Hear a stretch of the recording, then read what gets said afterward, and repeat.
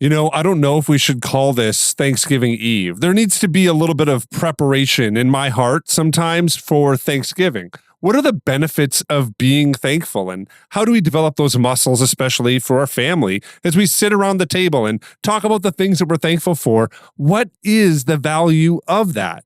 Well, that's a big question, and sometimes it can put us in places where we need to really process it. So let's turn now to Dr. Kathy Cook. Don't be afraid of the dark. Be careful with stars. Not every light is gonna guide you, baby. Not every light is gonna guide you. So, Dr. Kathy, in a recent podcast, Stanford professor Andrew Huberman highlighted that having a regular gratitude practice, he kind of defines that as a rhythm that's set up to kind of be thankful, practice being thankful, that doing that helps to heal past traumatic experiences in the brain. And it actually kind of builds resiliency for future traumatic experiences as well.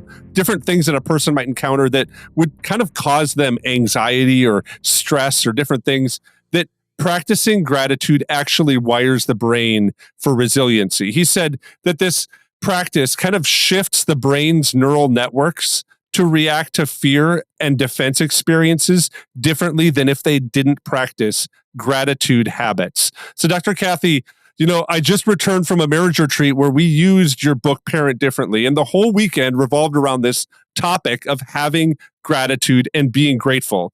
Why do you think gratitude is so important, and why is it such an important dynamic inside of your new book, Parent Differently? Yeah, thanks for asking. And I'm really intrigued by this study from the Stanford professor. I'm going to look into that more. So one reason that I prioritize gratitude as the number one attribute that we should want in our kids is that it's a parent virtue. There's evidence that people who are grateful are also many other things.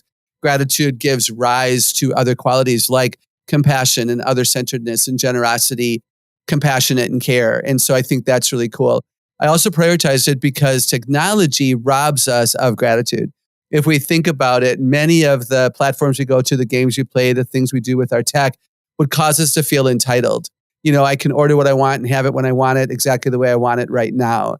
And I can win any game I play because I X out of the games I might lose. And so we can develop very much an entitled attitude rather than a gratitude attitude. And so because of the role of tech, I chose to prioritize it. And then certainly for believers, there's no excuse to not be grateful and to not share gratitude and demonstrate gratefulness because of, God's choice to create us and Jesus's, sacrifice on our behalf, et cetera. And then the other thing I'll mention that from the book that I thought was very interesting is that when people are grateful and joyful and believe they can be effective, they're more obedient. And who doesn't want obedient kids? But we get obedient children when we celebrate character more than rule-following obedience. I think that's so true, those things that you kind of highlighted. But I also want to ask this question because we're in the heart of really Thanksgiving time. And what you're kind of talking about are things that we kind of just express kind of daily. But we do have these rhythms inside of kind of our experience of being human in America where we highlight Thanksgiving. It's kind of a holiday. Now to kind of use that as an example of when we're just thankful is kind of maybe an expression. But I'd like to hear kind of that, what your thoughts are on that rhythm of actually experiencing and practicing gratitude almost kind of as a habit, as something that we kind of do within a rhythm. What does that do to kind of build that in?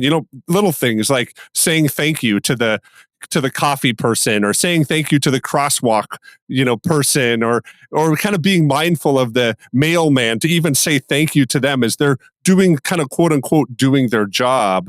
But it's often to practice that rhythm of being thankful. What does that do for us? And what are some maybe habits that we should have to practice being grateful, especially around our kids? What are your thoughts there? Yeah, definitely looking for people to say thank you to is huge, and not just on Thanksgiving. Like, I enjoy the Thanksgiving holiday. Don't make light of it. Like, it's really important because who doesn't like a good turkey, or whatever it is, and family traditions, and in my case, getting together with really good friends.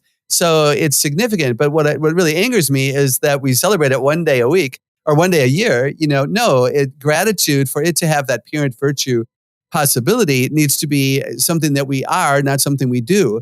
And so how does it become who we are? Well, we practice it. So as the gentleman was saying, we develop the rhythm. So yeah, saying thank you. I challenge you boys and girls to say thank you 5 times today, And my challenge for you, Jeremiah, is to say thank you to someone you've never said thank you to before.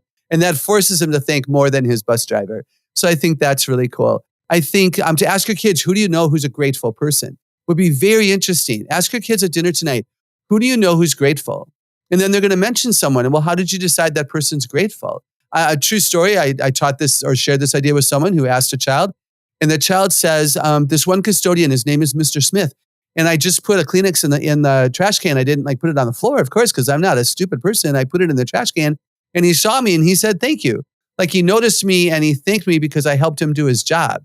So I think that he said thank you quickly. He must be a grateful person.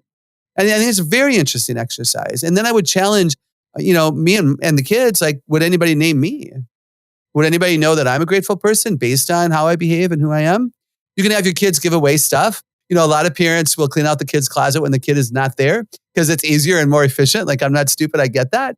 But what if you allowed your children to choose what to give away, what toys they're not going to play with anymore, what, games or, devices or whatever that they don't want, and let them choose to give it to a foster kid versus the homeless shelter. Have them serve, of course, because when they serve, they get their eyes off of themselves. And that can become a regular rhythm and a regular practice. The first Saturday of every month, we serve. And maybe we serve the consistent same group, or maybe we change that around. And then can I share one more idea? Something that I've written about in my Screens and Teens book that can help kids believe that gratitude is valuable. And that is to teach them to recognize how quickly the buzz goes away when they have something new. So if they're entitled, I have to have the new phone. I have to have the new sweater. I have to have the new game. I have to have this book or whatever. And we can be as guilty. We go to our, Amazon wish list or whatever. And we're like, oh, I've got to have that right now. And we get it. There's nothing wrong with wanting stuff and having stuff. But how long does the buzz last before we are dissatisfied with it and we decide we want something new? So teach kids that what you thought was a really big deal actually didn't last. It didn't make much of a difference at all. Yeah, that's really insightful. I appreciate you sharing those thoughts on that. And to close, I kind of want to ask this question because we're kind of highlighting gratitude, and Huberman highlights the idea of being, thankful and have a perspective on things because it prepares you kind of with resiliency for hard times. But when you think of kind of being grateful and gratefulness, in your book, you have two other characteristics that kind of you kind of point out are kind of the big three inside of parent differently to really build character inside of a kid. Are there other characteristics that you think maybe kind of must accompany gratitude? Or is being grateful kind of enough to kind of work with your kids? Are these like muscle groups that they need to kind of work in tandem? Or is it beneficial for us to say, okay, we're really going to target being grateful? What are your thoughts on that kind of perspective? Should we just target gratefulness, or should we kind of bring in some of these other characteristics and kind of add them to the soup, so to speak? I would do both. I do think because gratitude is a parent virtue, it is absolutely essential that we prioritize it for our children and in our own lives. And by doing so, other characteristics I think will naturally come along. But if you want gratitude to become who they are, grateful is who I am, not what I do, then it would help you to teach gratitude along with other qualities. That's one of the principles in my book, is that we make headway when we teach the qualities together that go together, because it gives kids a greater possibility of being successful. As an example, I think gratitude and compassion go hand in hand. Compassion is one of my top 13 in the book. It's defined as recognizing that something's wrong and wanting to help in that situation. So if I recognize that something's wrong, it also allows me to recognize what is right in my life. I also think that contentment is huge. When I realize I'm content, I'm more likely to be grateful. And boy, contentment, again, a dying art, partly because of technology and the speed of life. Unselfishness, would be an attribute that I could teach along with gratitude. Generosity. I was surprised by the research on how important generosity is. If I'm a grateful person and I want to say thank you and I recognize what is going right, I might also, because I'm compassionate and I'm grateful and I have my eyes out for others, I might also turn out to be a generous person. And I think they go hand in hand. If I'm grateful for this, is there anybody I can think of who doesn't have it? And therefore I might want to give it as a way of showing them that I see their need and I want to speak into that. So those are some thoughts on that. There are times when I'm reading scripture that a word just kind of pops out. That kind of happens to me when I read through Colossians 3. And I'm going to begin reading at verse 12. Therefore, as God's chosen people, holy and dearly loved, clothe yourselves with compassion, kindness, humility, gentleness, and patience. Bear with each other and forgive one another if any of you has a grievance against someone. Forgive as the Lord forgave you. And over all these virtues, put on love, which binds them all together in perfect unity. Let the peace of Christ rule in your hearts, since as members of one body you were called to peace. And be thankful. You know, that phrase, be thankful, it just kind of pops out to me. I don't know why, but it just doesn't seem like it kind of fits. But there's a reality here, and I think Dr. Kathy highlights it. And what we're finding actually in other research areas is that being thankful and showing gratitude, it does something to our spirits, to our bodies, and to the way that we think. And as we enter into Thanksgiving tomorrow, I pray that you would have that attitude, that this is not just something that we do kind of in a rhythm or a liturgy inside of our yearly practice and rituals as Americans or as believers, but that it actually is a characteristic, something that we really do put on, and that it actually is an action that is expressed. That's one of the dynamics of what is said here in Colossians 3, that all these other things are characteristics, that we clothe ourselves with compassion and kindness and humility and gentleness and patience.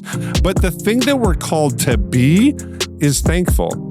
And so as you live out your calling as people who care for kids in whatever venue or setting you are, I pray that you are an example of what it looks like to have gratitude, and that as we enter this season, that you really are thankful for the place that God has put you in, no matter what the circumstances and challenges that you have. Doing that, expressing gratitude and leading well with the kids around us, that's going to be a bright light that's going to shine and cut through some dark times that likely those kids are facing and others around you are facing. You know, I want to thank you for listening to the Celebrate Kids podcast, and this is our daily segment, Face in the Dark. On behalf of Dr. Kathy Cook, my name is Wayne Stender, and I'm really looking forward to seeing you here again tomorrow.